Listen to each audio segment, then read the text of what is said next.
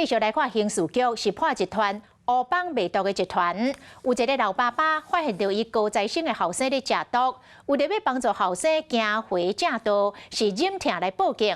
这个警方为卖药的药头啊往源头来追查，对到背后的主嫌讲是德联帮的，伫个工厂来查到取达3亿的毒品，这嘛是警方所查到的史上上界大量的毒品的仓库，总重量是1.4吨。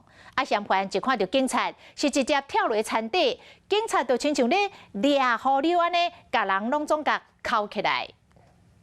这边一个，这边。一名警察咧掠毒贩，因为现场的动线真复杂，袂输是迷宫共款。嫌犯为了要避警察大人，直接跳入田底密起来。出来！看到你了。出来！手举高！手举高出来！秘无好势，只好束手就绑。因这嫌犯会互警察掠，拢是因为仓库内有藏这项。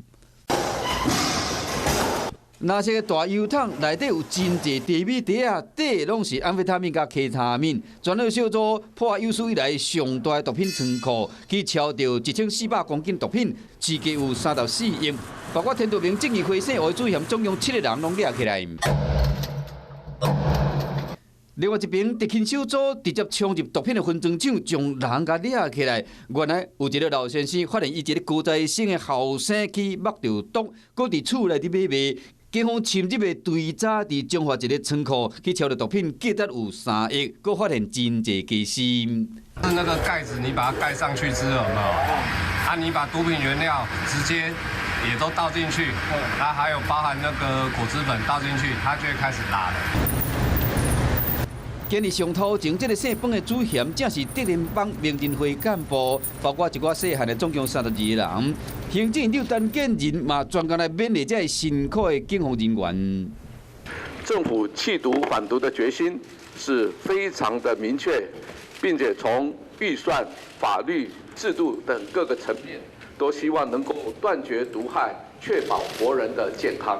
阻止毒品危害社会，刑事局卖继续追查斩断金流和乌帮分子密无路。